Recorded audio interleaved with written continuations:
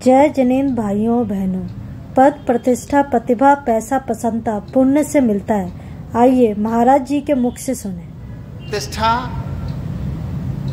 पैसा, प्रतिभा और प्रसन्नता, ये पांचों चीजें चाहने से नहीं मिलती। क्या कहा?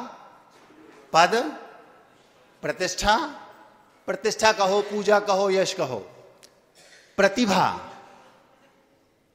पैसा और प्रसन्नता, इन सब के लिए हम चाहें कि हमें मिल जाए तो नहीं मिलेगी। इसके लिए कुछ विशेष पुण्य चाहिए रहता है। सोचकर आया था मुखिया के बारे में आज कुछ बोलूंगा। मुखिया समझते हो? मुखिया बोले तो नेता, लीडर। दक्षिण अफ्रीका की बात है। दक्षिण अफ्रीका में एक जोहान्सबर्ग नाम का शहर है।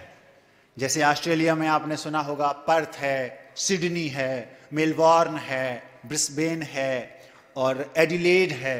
ऐसा एक दक्षिण अफ्रीका में जोहान्सबर्ग नाम का एक शहर है। वहां पर वैज्ञानिकों एक बहुत बड़ा रिसर्च सेंटर है। उसमें 25, 30, 40 वैज्ञानिक बड़े हाई लेवल के और बहुत बड़े पैकेज के साथ काम करते हैं। उन लोगों के लिए किसी भी प्रकार से पैसे की अथवा किसी और प्रकार की कोई कमी सरकार नहीं होने देती, क्योंकि वे ऐसी ऐसी रिसर्च करते हैं जो सामान्य रिसर्च, सामान्य लोगों से बहुत हाई लेवल की। अब वहां के जो मुखिया थे, हर एक जगह मुखिया होता है, चाहे घर हो, चाहे परिवार हो, चाहे गली हो, चाहे नगर हो, चाहे प्रदेश हो, और चाहे देश हो, और चाहे विश्व हो। विश्व का मुखिया एक प्रकार से चक्रवर्ती। वर्तमान में विश्व का सबसे पावरफुल जो देश होगा, माना कि आप लोग अमेरिका मानते हैं, तो अमेरिका का जो मुखिया है उसको हम चक्रवर्ती कथनचित कह सकते हैं। देश का मुखिया मोदी जी, प्रदेश का मुखिया शिवराज जी, नगर का मुखिया जो मेयर आदि होते हैं वो, अथवा क्षेत्र के सांसद विधायक अथवा वो। घर का मुखिया भी कोई ना कोई एक अवश्य होता है। जिस स्थान पर मुखिया नहीं, ये समझ लो कि बिना मुखिया के उसकी लुटिया डूब गई। मुखिया होना अनिवार्य है। यदि आप उन्नति चाहते हैं तो मुखिया के बिना उन्नति हो नहीं सकती। समाज है, आपका मंदिर है, यहां भी कोई ना कोई एक मुखिया अवश्य होगा। यदि मुखिया नहीं है तो लुटिया डूब गई, और अगर मुखिया सुखिया है तो भी लुटिया डूब गई। बिना मुखिया के लुटिया डूब गई, और मुखिया यदि सुखिया है तो भी लुटिया डूब गई, और मुखिया यदि दुखिया है तो भी लुटिया डूब गई। मुखिया को ना तो सुखिया हो, सुखिया समझते हो? सुखिया मतलब वो जो 24 घंटे अपने 5 इंद्रियों के भोग सामग्री में लगा है, हो क्या रहा है इससे कोई मतलब नहीं। हमारे आगम में एक ग्रंथ में एक कहानी आती है। राजा था, वो भोगों में लिप्त रहता था। पता चला कि उसके मंत्री ने उस पर उसको पद से च्युत कर दिया और खुद राजा बन गया। तो लुटिया क्यों डूब गई? क्योंकि आप सुखिया थे। और दुखिया, यदि मान लो कोई शरीर से दुखी है तो वो खुद का शरीर देखेगा कि राज चलाएगा। तो दुखिया भी लुटिया डुबोएगा, सुखिया भी लुटिया डुबोएगा। तो मुखिया को तो सुखिया और दुखिया दोनों नहीं होना चाहिए, एकदम फ्रेश माइंड होना चाहिए। जैसे ही पता चले कि हम दुखिया होने वाले हैं, उस समय पद अपने आप छोड़ देना चाहिए। 60 साल के आप हुए, अब समझ लो कि शरीर दुखिया होने वाला है। उससे पहले अपने बच्चों को अपना सारा सब कुछ सौंप दो। नहीं सौंपोगे तो घर लुटिया डूब जाएगी। और यदि महाराज जी हम चाहते तो हैं कि अपने बच्चों को सबको सौंप दें, लेकिन हमारे बच्चे योग्य नहीं हैं, तो क्या तुम जब तक बच्चे जिएंगे तब तक जियोगे? मान लो बच्चे 70 साल जिएंगे और आपकी उम्र 60 साल हो गई, तो क्या 130 साल तक जियोगे? नहीं। तो फिर क्या करना? अभी अभी कहा ना, पद, प्रतिष्ठा, पैसा, प्रतिभा और प्रसन्नता, ये सब पुण्य से मिलते हैं। तो अब उनके पास पुण्य होगा तो वे खुद कर लेंगे, और यदि नहीं होगा तो तुम कितने जोड़ के रख दोगे, उनको दे दोगे, वो सब बर्बाद कर देंगे। पूत कपूत तो का धन संचय, और पूत सपूत तो का धन संचय, ये स्थिति थी। तो मुखिया हर जगह आवश्यक है। धीरे धीरे हम अपनी बात पर आ रहे हैं। चाहे वो घर हो, चाहे मोहल्ला हो, चाहे देश राष्ट्र कहीं भी हो, बिना मुखिया के काम बनेगा नहीं। और अगर मुखिया के गुणों से युक्त नहीं है तो भी नहीं बनेगा। आज हमारे संघ में हमारे गुरुदेव हैं, वो हमारे गुरुदेव हमारे संघ के मुखिया हैं। मैं पूछना चाहता हूं, यदि वो मुखिया जैसे हैं वैसे नहीं होते तो क्या होता? अगर ज्ञान सागर जी ने ठोक बजाकर मुखिया को परख करके नहीं रखा होता, आज अगर गुरुदेव विद्यासागर जी महाराज के स्थान पर कोई थर्ड पर्सन उस पद पर होता, तो आज जो जैनिज्म का हल्ला डंका पिट रहा है, क्या वो पिटता? आप सोचो, हजारों लाखों करोड़ों लोग उनके अनुयायी हैं, पूरा विश्व उन्हें जानता है। क्यों? उनमें क्वालिटी थी। तो मुखिया में वो चीज होनी चाहिए। दक्षिण अफ्रीका की मैं बात कर रहा था। दक्षिण अफ्रीका में जोहानिसबर्ग नाम का एक शहर है, वहां पर बहुत बड़ा एक रिसर्च सेंटर है साइंटिस्ट का।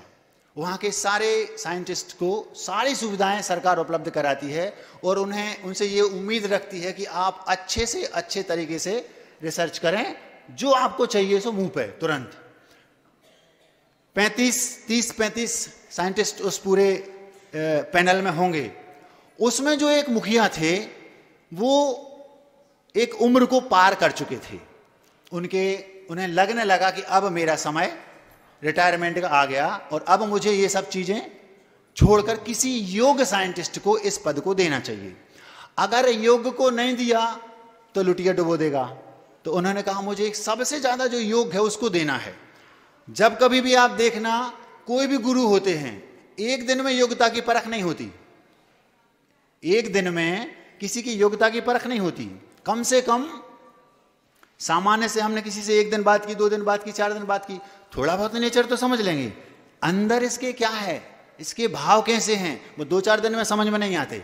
उसके लिए जो गुरु होते हैं वे अपने पद को किसी को देने के पीछे वर्षों पहले से रिसर्च शुरू कर देते हैं। तो जो वो मुखिया थे उस रिसर्च सेंटर के, उन्हें लगा कि मुझे अब इस पद को त्यागना पड़ेगा। और वही व्यक्ति समझदार कहा जाता है, माना जाता है, जो समय पर अपने सारे काम करता है। 60 साल के आप हुए, आप सोचने लगो कि अब मुझे अपने बारे में सोचना है, अपने पद को त्यागना है। नहीं त्यागूंगा तो प्रमोट नहीं हो रहा है, डिमोट हो रहा है, ऐसा समझ लेना। उन्होंने सोचा कि मुझे 2-3-4 साल के अंदर अंदर इस पद को त्यागना है। और इन 30-35 जो साइंटिस्ट हैं, सारे के सारे यंग थे एकदम, और सबके पास लगभग 1 सी डिग्री, मास्टरमाइंड सब। कोई व्यक्ति मास्टरमाइंड हो और मास्टरमाइंड होने के साथ साथ उसमें योग्यता हो किसकी, नेतृत्व करने की, ये जरूरी नहीं। क्या कहा? किसी व्यक्ति में मास्टरमाइंड तो है लेकिन उसमें लीडरशिप की योग्यता हो, ये जरूरी नहीं। और किसी व्यक्ति में लीडरशिप की योग्यता है लेकिन वो मास्टरमाइंड हो, ये भी जरूरी नहीं। हमने ऐसे वक्ताओं को देखा है जिनके पास ज्ञान बिल्कुल नहीं है। ऐसे वक्ताओं को भी देखा है कि जिनके पास ज्ञान है लेकिन वे बोलना नहीं जानते। एक महाराज थे, इतना तलस्पर्शी ज्ञान था, नाम नहीं लूंगा, अपने जीवन की बात है, हम बहुत बड़े भक्त थे उनके। इतना तलस्पर्शी ज्ञान था उनका आगम का, संस्कृत, प्राकृत, हिंदी और सिद्धांत, न्याय, सब में पारंगत थे। लेकिन उनकी एक कमी थी, उन्हें बोलना नहीं आता था। हम लोग बोलते तो हैं, हमें बोलना तो आ रहा है, बोल रहे हैं, ज्ञान कुछ नहीं है, फिर भी आप लोग ताली बजा देते। क्यों? ये किसी को बोलना आता है तो विषय नहीं है, किसी के पास विषय है तो बोलना नहीं आता। ये सब चीजें किसी एक में मिल जाएं, उसमें योग्यता है। किसकी? नेतृत्व करने की, लीडरशिप की, मुखिया बनने की। तो उन्होंने उन जो 25, 27, 28 उनके जो वैज्ञानिक थे, सब यंग थे, युवा थे, सबके पास डिग्रियां थी और सब एक से एक मास्टरमाइंड थे। अब उन्होंने सोचा कि मुझे ऐसे व्यक्ति को इस पद पर बैठाना है जो 20-25 बरस तक इस पद को संभाल सके। क्योंकि जिन्होंने उन्हें वो पद दिया था, 15-20 वर्ष पहले दिया था, उन्होंने जिस स्तर से पद लेने के बाद ऊंचाइयों को छुआ, तो 20-25 वर्ष में वो इस स्तर तक ले गए कि देश के जो प्रेसिडेंट थे वो भी उनकी हमेशा एक प्रकार से प्रशंसा करते थे और उन लोगों को हर एक बड़े एनुअल फंक्शन में उनको पुरस्कृत भी करते थे, उनको प्रोत्साहन देते थे ताकि ये लोग अच्छे से अच्छा काम करें। 27-28 जो छोटे वैज्ञानिक थे, 3-4 वर्ष पहले उन्होंने सोच लिया कि मुझे इन वैज्ञानिकों में से किसी एक को चुनना है। कोई भी गुरु हो वो बहुत कम समय में पता लगा लेता है कि इसमें योग्यता है, इसमें योग्यता है, इसमें योग्यता है, लेकिन एकदम से ठप्पा नहीं लगाता। मैं आपको ये बता रहा हूं कि पद, प्रतिष्ठा, प्रसन्नता, पैसा और प्रतिभा, इनके लिए पुण्य चाहिए। उस पर ये उदाहरण दे रहा हूं, ये सत्य घटना है। 27-28 शिष्यों में से, छोटे वैज्ञानिक, जूनियर वैज्ञानिकों में से उन्होंने लगभग 15 वैज्ञानिकों को दिमाग से एकदम से हटा दिया। ये तो इसके योग्य है ही नहीं। टैलेंटेड सब थे, लेकिन इनमें नेतृत्व करने की क्षमता नहीं है। जैसे किसी आश्रम में अथवा हमारे गुरुदेव हैं, वे भी इस चीज को अपने दिमाग में रख रहे होंगे, तो उन्होंने लंबे समय तक रखा होगा। 20-50 सैकड़ों उनके शिष्य हैं, उनमें से 50 शिष्यों को उनने दिमाग से ही निकाल दिया होगा। ये हैं तो टैलेंटेड, वक्ता बहुत अच्छे हैं, ज्ञान बहुत है, लेकिन ये इस पद के योग्य नहीं है।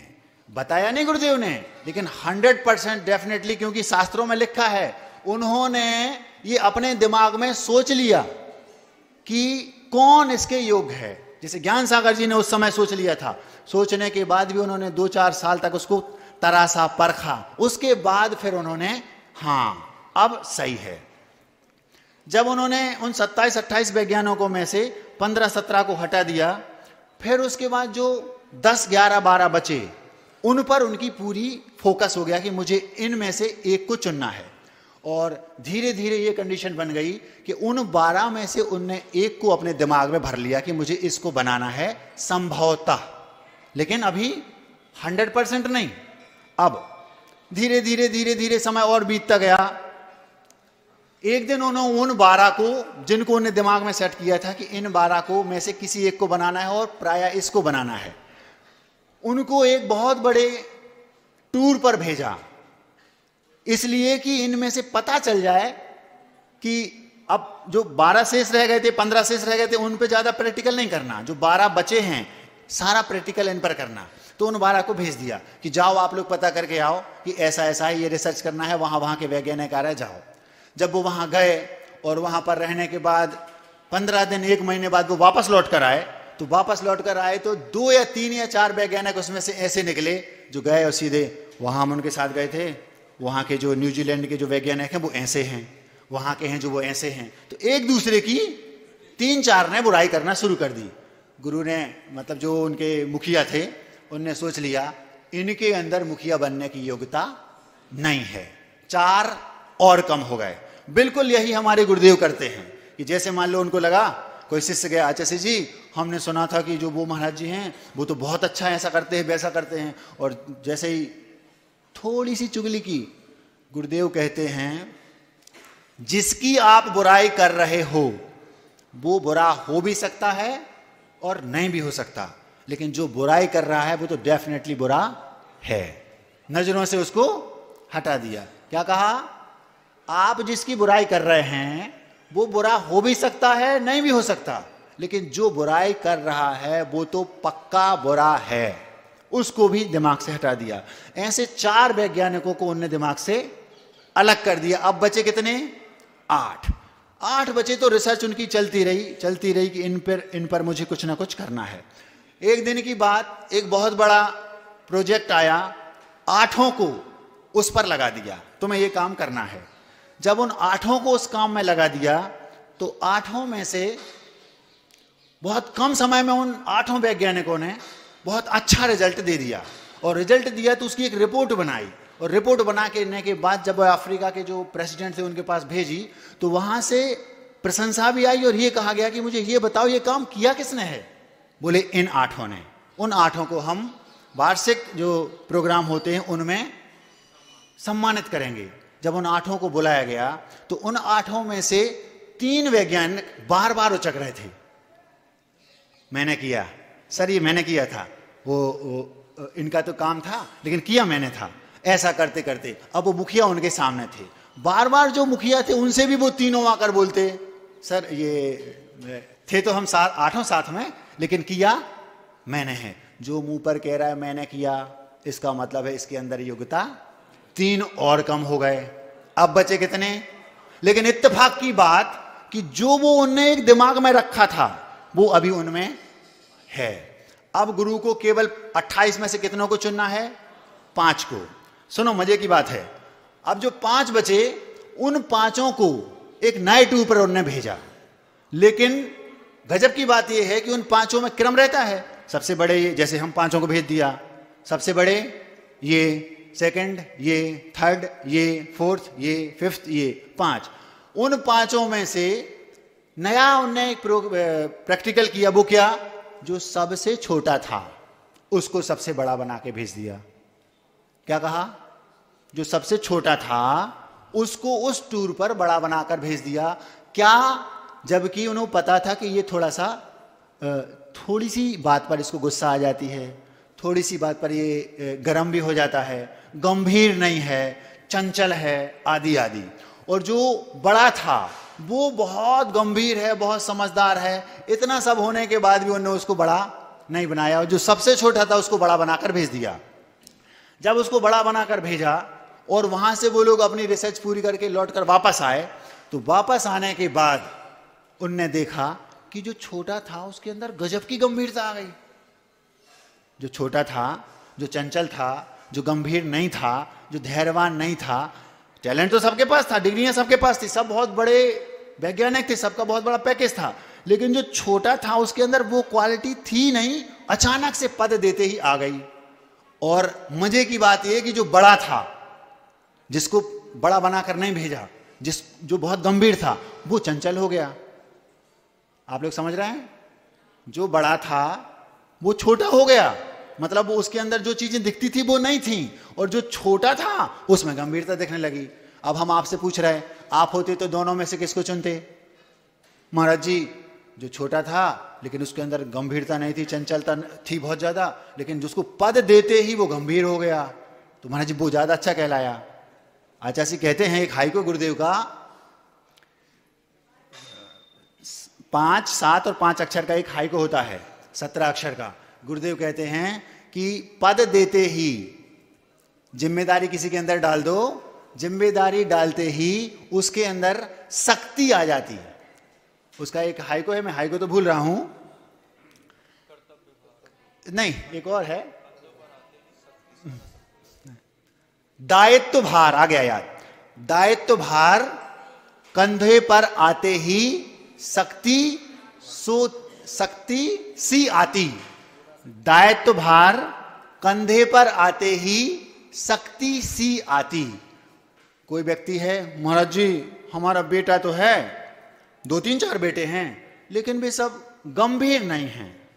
तो हम सोचते हैं महाराज जी कैसे हम अपना सब कुछ उनको दे दें। आपने कह दिया 60 साल के बाद दे देना, लेकिन कई बार ऐसा देखा जाता है कि भी बेटे ये सोचते हैं हमारे पिताजी तो कर रहे हैं, हम क्यों करें। जिस दिन आप उनको सौंप देंगे ना, पता चला कि आपसे कई गुनी स्पीड में उनकी गाड़ी दौड़ने लगेगी, क्योंकि दायित्व तो आपने उनको सौंप दिया। एक बार दायित्व भार 60 की उम्र में आप उन्हें सौंप कर देखो, सौंप दिया, सौंपते ही उनके अंदर पता नहीं कहां से वो जिम्मेदारी आ जाती है। तो वो जिम्मेदारी उनके अंदर, उस छोटे के अंदर आ गई। ये ऐसा उनको लगा।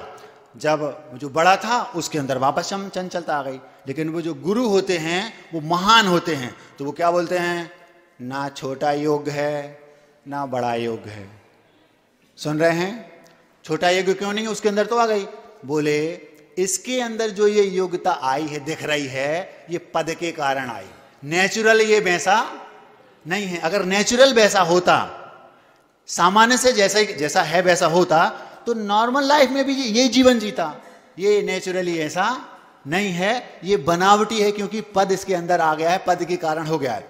किसी सामान्य व्यक्ति को आप ज्यादा सम्मान देने लगो तो वो क्या करेगा। हम मान लो अपने कक्ष में बैठे हैं और हम गुस्से में हैं, थोड़े हम आग बबूला हो रहा है, भैया गए और जाकर हमसे बोलते हैं करुणा की खान श्रवण सागर महाराज जी को नमोस्तु। अब हम क्या करेंगे, वहां गुस्सा होंगे, क्या करेंगे, तुरंत अपने आप सरल हो जाएंगे। ये व्यक्ति योग्य नहीं, ध्यान रखना। सारी कलाएं बता रहे हैं, मुखिया को अगर चुनना हो आपको तो कैसे चुनना, हमारे गुरुजी ने हम लोगों को सिखाई। हम गुस्सा कर रहे हैं अपने कक्ष में बैठे किसी को, ए क्या कर रहे तुम, ऐसे कैसे करते हो, ऐसा बोल रहे, आपने देख लिया आप कह रहे दया की मूर्ति, करुणा की खान, अनुकंपा की नदी जहां से निकलती है, ऐसे श्रवण सागर महाराज जी को नमोस्तु। हम क्या करेंगे, तुरंत 1 सेकंड नहीं लगेगा और गुस्सा कहां गायब हो गई पता नहीं। तो इसका मतलब है ये नेचुरल आपका जो चेहरा दिख रहा है ना, ये वास्तविक नहीं है, ये बनावटी है, क्योंकि आपके अंदर पूजा कर रहे। अब हम हैं, जैसे हम कहीं भी जाएं 24 घंटे लोग जहां से निकलो वहीं से नमोस्तु। महाराज जी बहुत सरल हैं, गुस्सा नहीं आती। जब तुम 24 घंटे नमोस्तु बोलोगे तो काहे को गुस्सा आएगी। जब देखना, जब आहार करने जाएं, गर्मी में 40 किलोमीटर चल के आए और पहले ग्रास में बाल आ गया और धीरे से सबको हंस के आशीर्वाद देंगे, कोई बात नहीं, ये तो होता है, तब कहलाते परीक्षा। विपरीत परिस्थितियों में अपने परिणामों को साधना ही साधना है। क्या कहा, विपरीत परिस्थितियों में अपने परिणामों को साधना ही साधना मतलब बैलेंस करना। अनुकूलता में तो कुत्ता भी पूंछ हिलाता है। क्या कहा, कोई डॉगी बोलते हैं आप लोग, क्या बोलते हैं, डॉग, हाँ, रोटी डालो उसको, आप ब्रेड डालो, खिलाओ, पूछ हिलाएगा। कितना सीधा है, डंडा लेके उसके सामने आना, फिर देखें कैसा सीधा है। तो जब हम 40 किलोमीटर चलकर आए और गर्मी के दिन हों और पहले ग्रास में अंतराय आ गया, फिर देखना कितने पानी में है महाराज, और हम चुपचाप धीरे से बैठ गए। मुस्कान चेहरे की जैसे पहले थी वैसा ही है, आशीर्वाद की स्टाइल में कोई अंतर नहीं आया। हाँ, कोई बात नहीं, ये तो चलता रहता है। तब समझ में आएगा कि महाराज के अंदर वास्तव में समता है। तो उन वैज्ञानिक ने क्या किया, जो 5 का पैनल भेजा, सबसे छोटे को सबसे बड़ा बनाया और सबसे बड़े को सामान्य, चारों को।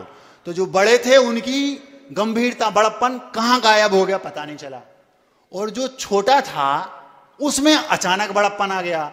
उनने कहा दोनों योग्य नहीं हैं। क्यों, आपके अंदर तो बड़प्पन था नहीं, पद आने से, सम्मान मिलने से अब सब आपको, क्योंकि डिसीजन मेकिंग पावर आपके पास है, कोई भी डिसीजन लेना है, आप चारों को कोई बात बोलनी है तो बड़े से बोलेंगे, सर सर, सब सर सर करेंगे। जब सब सर सर करेंगे तो आपका सिर चढ़ेगा थोड़ी, आप तो नॉर्मल रहेंगे। ये कंडीशन उसके साथ हुई। बोले पहले इसके अंदर ये चीज नहीं थी, अब आ गई, इसका मतलब ये पद का प्रभाव है, नेचुरली ये ऐसा। उसको भी उनने हटा दिया। अब बचे 4। जो बड़ा था उसके बारे में उन्होंने सोचा नहीं था, लेकिन उन 5 में वो व्यक्ति शामिल था जिसके बारे में उन्होंने सोचा था। टोटल 28 वैज्ञानिकों में से कितने बचे, 5 थे। 5 में से जो छोटा था, जिसको बड़ा बना दिया था, उसको बाहर कर दिया। अब बचे 4। जो बड़ा था, जो सबसे बड़ा था, उसको छोटा बना के भेजा था, उसके नेचर में चेंज देखा। इसका मतलब है कि नेचुरली ये ऐसे गंभीर नहीं है, वो तो पद मिलेगा तो दुनिया करेगी। उसको भी उनने हटा दिया। हमारे गुरुदेव संघ में बिल्कुल यही करते हैं। वे कभी भी सामने, क्योंकि गुरुदेव के पास जो जाएगा वो मुखौटा लगा के जाएगा। हर व्यक्ति उनके पास, जितने भी महाराज हों चाहे आप लोग हों, जब भी जाएंगे चेहरे पर प्रसन्नता, हाथ जुड़े हुए, द्रव्य हाथों में अच्छी उन्नत किस्म की द्रव्य, आचार्य श्री को सब एक से लगेंगे। क्यों? क्योंकि आप 10-5 मिनट के लिए जा पाएंगे। ईमानदारी, हकीकत हम लोगों को पता रहती है। माना कि कोई ब्रह्मचारी है, अब ब्रह्मचारी हम लोगों के पास 10 घंटे रहते हैं और आचार्य श्री के पास जाएंगे कितनी देर, 2-5 मिनट। तो आचार्य श्री इतनी कला से हम लोगों से उस ब्रह्मचारी को प्रमोट करना है, माना कि, तो इतनी कला से पूछ लेंगे कि हम लोग पता ही नहीं लगा पाएंगे। एक बार हुआ था ऐसा, रेवती इंदौर की बात है। वहां पर कई सारे ब्रह्मचारी आए। आचार्य जी क्या कर रहे थे, कोई ब्रह्मचारी को कहीं समय सागर जी पूज्य निर्यापक श्री समय सागर जी के पास भेज दिया, किसी ब्रह्मचारी को निर्यापक श्री योग सागर जी के पास भेज दिया। एक ब्रह्मचारी जी थे, उनके बारे में आचार्य जी डाउटफुल थे। वो ब्रह्मचारी जो कोई 10 वर्ष पुराना, कोई 8 वर्ष पुराना, किसी का बड़े महाराज जी ने बोला, किसी का ब्रह्म सागर जी ने बोला, किसी का सोम सागर जी ने बोला, तो वो समझ गया कि इनने बोला मतलब व्यवस्थित हैं। एक के बारे में उन्हें जानना होगा। इत्तेफाक से वहां हम थे, केवल 7 महाराज थे। हंसना नहीं तो सुना रहे। आचार्य जी ने धीरे से बुलाया, श्रवण को बुलाओ। हम पहुंच गए। जी बोलते हैं, दरवाजा मतलब कोई आ ना पाए, हमने व्यवस्था कर दी, कोई अंदर नहीं आए। जब अंदर पहुंच गए तो खड़े हो गए हमने कहा बुलाया है, पता नहीं क्या बात है। जैसे ही आचार्य जी बुलाया तो जैसे ही कोई भी साधु, चाहे वो योग सागर जी, समय सागर जी भी क्यों ना हो, आचार्य जी बुला रहे, इतना बोलते ही कांपने लगते हैं। कोई भी हो, हम तो नए हैं, जो पुराने 40 साल पुराने भी हैं, आचार्य श्री जी आपको बुला रहे, इतना बोलते ही सब छोड़ देंगे तुरंत। हाँ, एक सेकंड जी, पहुंच गया मैं हाथ जोड़ के, जी बोले वो दरवाजा, तुरंत दरवाजा व्यवस्थित कर दिया। अब हम खड़े पीछे हाथ करे, कांप रहा है, पता नहीं क्या होने वाला है, क्या बोलने वाले। धीरे से आचार्य जी बोलते हैं, ओ थोड़ा सा, मतलब हमें लगा कि सिग्नल तो मिल रहे हैं लेकिन गड़बड़ है कुछ, तो जी, तो हमने धीरे से प्रयास किया कि हाँ, मतलब थोड़ा उन्हें, जबकि दर्द वर्द कुछ नहीं हो रहा था, उन्हें तो हमारे मुख से अपनी बात निकलवानी थी, एहसास होने नहीं देना। पूछेंगे आपसे और आपको एहसास नहीं होने देंगे, ये गुरु जी का स्टाइल है। तो गुरु जी क्या बोलते हैं, हाँ थोड़ा सा, तो बस हमने धीरे से ऐसा छुआ और करने ही वाले थे और हंसने लगे। तुरंत सतर्क हो गए हमने कहा हंस रहे हैं मतलब कुछ ना कुछ उगलवाने वाले हैं, सतर्क हो जाओ। तुरंत सतर्क हो गए। हमें ये पहले बड़े महाराज जी लोग बता चुके थे कि ऐसा ऐसा करते हैं। केवल 7 महाराज थे वहां पर रेवतीरंज में। धीरे से बुलाया, बात हुई। वो जो एक ब्रह्मचारी जी है ना, जी अच्छा जी, हाँ जानते हैं, हाँ हाँ बहुत पढ़ा लिखा है वो, हमसे बोलते हैं। मतलब वो उनकी ये जानना चाह रहे थे कि तुम उनके बारे में क्या जानते हो या क्या कहना चाहते हो। सीधा पूछेंगे तो गड़बड़ हो जाएगा, सीधा पूछेंगे तो उनकी जो शेरखानी उसमें कमी आ जाएगी। गुरुदेव तो गुरुदेव हैं। तो धीरे से बोलते हैं, वो जो ब्रह्मचारी जी है ना बहुत पढ़े लिखे हैं, श्रवण सागर जी पता है आपको, बहुत पढ़े लिखे हैं वो। हम समझ गए कि जी इनके बारे में जानना चाहते हैं। अब हम उनको अच्छे से जानते थे, अच्छे से जानते थे मतलब समझ गए कि वो हैं तो बहुत अच्छे। जैसे अभी कहा ना कि किसी के अंदर डिग्री है, वैज्ञानिक है, साइंटिस्ट है, लेकिन मुखिया की क्वालिटी हो ये जरूरी नहीं। और जो दिगंबर मुनि होते हैं वे तो प्रत्येक मुनि मुखिया होते हैं। कब किसको, अकेले को दो को बनाकर किसी नगर में भेज दिया तो मुखिया कहलाएंगे ना। तो मैंने कहा ब्रह्मचारी हैं, मन में सोचा सब हैं, लेकिन मुखिया मतलब दिगंबरत्व के योग ये व्यक्ति नहीं है। क्योंकि जो दिगंबरत्व है, आप लोगों से भी कहना चाहता हूं, कभी भी अगर आपको लगता है कि इस ब्रह्मचारी में क्वालिटी नहीं है, आचार्य श्री जी से ना कह पाओ, कम से कम महाराजों को जरूर बता देना। क्योंकि अगर मान लो वो इस योग पद पर पहुंच गए और वो क्वालिटी उनमें नहीं थी और आपके कारण वो इस पद पर पहुंच गए, कालांतर में वो इस दिगंबरत्व को दूषित करेगा, आपको दोष लगेगा। क्यों? क्योंकि आप जानते हुए भी आपने महाराजों को अवगत नहीं कराया। मैंने धीरे से बोल दिया, आचार्य श्री जी पढ़े लिखे तो हैं वो, लेकिन थोड़े चंचल हैं। जैसे इतना बोला आचार्य चंचल, हाँ हाँ बस हो गया, चलो ठीक, हाँ बहुत अच्छा। मतलब उनको करवाना कुछ नहीं था, उनको तो केवल उनकी एक लाइन में पूछना बस था, महाराज जी वो कौन थे, ये तो हम नहीं बता पाएंगे।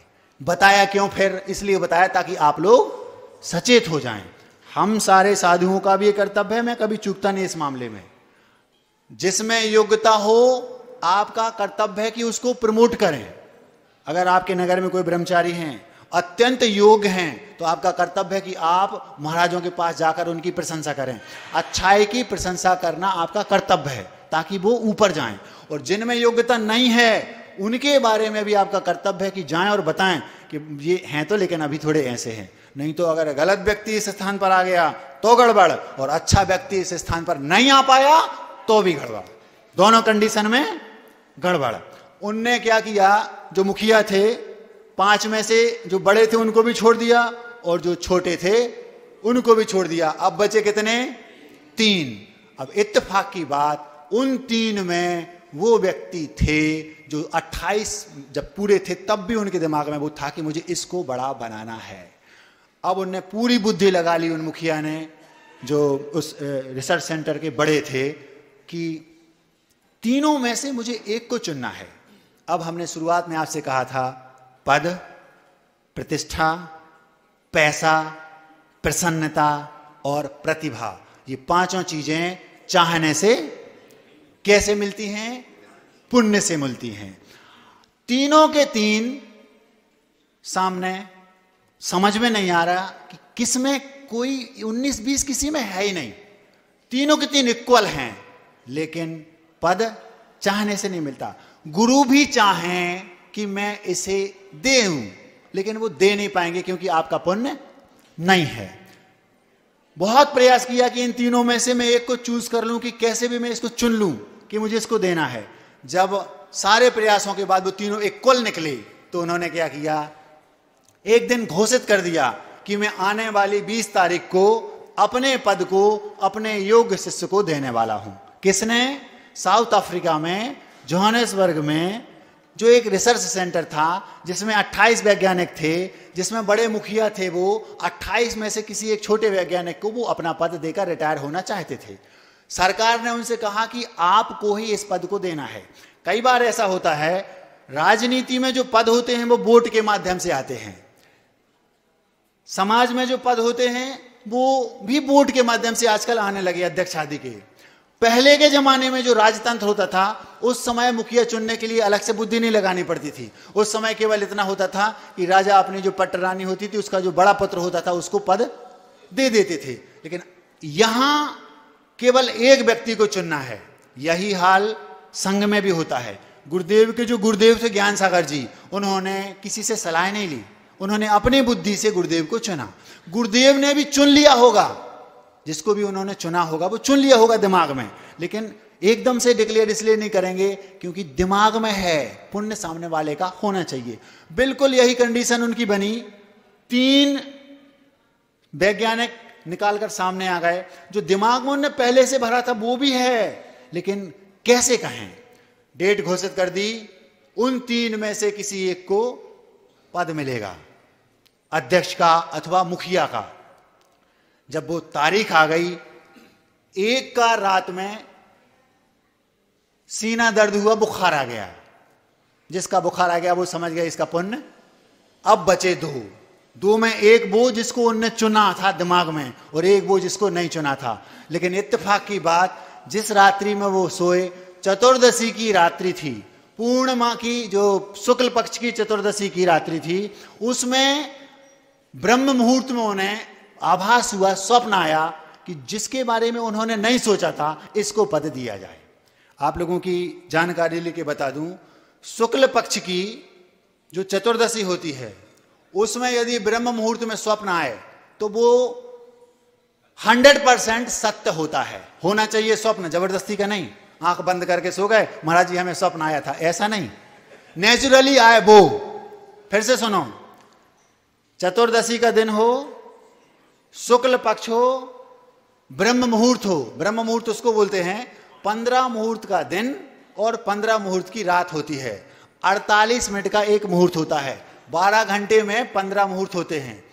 तो जब अंतिम मुहूर्त के पहले 14वें मुहूर्त को ब्रह्म मुहूर्त कहते हैं, उसमें यदि शुक्ल पक्ष की चतुर्दशी हो और आपको वास्तव में स्वप्न आए, झूठ मूठ का नहीं।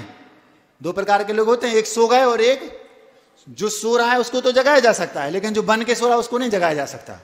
भैया उठो, वो उठेगा ही नहीं क्योंकि वो सो ही नहीं रहा है, वो तो बन के सो रहा है। तो बन के सो रहा है, ऐसा बन के किसी ने स्वप्न बनाया ऐसा नहीं। जिसको वास्तव में स्वप्न आया है वो 100% सत्य होता है। अब वो गुरु सोच रहे हैं, देखो मैं पिछले 5 साल से सोच रहा हूं कि मुझे इसको अपना मुखिया बनाना है, लेकिन इसका पुण्य नहीं है, मैं क्या करूं। जिसको वो 5 साल से सोच रहे थे वो अंतिम 2 तक तो आ गया, लेकिन दोनों इक्वल हैं, अब पुण्य चाहिए। तो गुरुदेव ने भी एक बार हम लोगों से बोला था, तुम लोग पुरुषार्थ तो करो, ब्रह्मचारी थे, लेकिन दीक्षा हम अपने मन से नहीं देते, दीक्षा तो पुण्य से मिलती है। क्या गजब की बात गुरुजी ने विदिशा में हमारी जब दीक्षा हो रही थी उस समय बोलते हैं, मेरा काम सौधर्मेंद्र जैसा है। सौधर्मेंद्र जिसका तीर्थंकर प्रकृति का उदय आने वाला हुआ उसको मैं गया और कल पंचकर्णा कर दिए। जिसके मैं पंचकर्णा कर दूं उसका तीर्थंकर वो बन जाए, ऐसा नहीं है। सौधर्मेंद्र जिसके पंचकर्णा कर दे वो तीर्थंकर, ऐसा है क्या? नहीं। जिसका तीर्थंकर प्रकृति का उदय आने वाला है उसके गर्भ में आते ही आसन कंपेगा, जन्म में होने पर आसन कंपेगा, तो वो जाकर के 100 धर्मधनुष की पंचकर्णक मनाता है। तो आचार्य बोले जिस ब्रह्मचारी का चारित्र मोहिनी का क्षौपसम होगा उसका भाव मेरे दिमाग में आएगा, उसका नाम मेरे दिमाग में गूंजेगा। तो नाम किसका गूंज रहा है? उसका। लेकिन किससे गूंज रहा है? उसके पुण्य से। तो पुण्य बढ़ाओ, पद मिले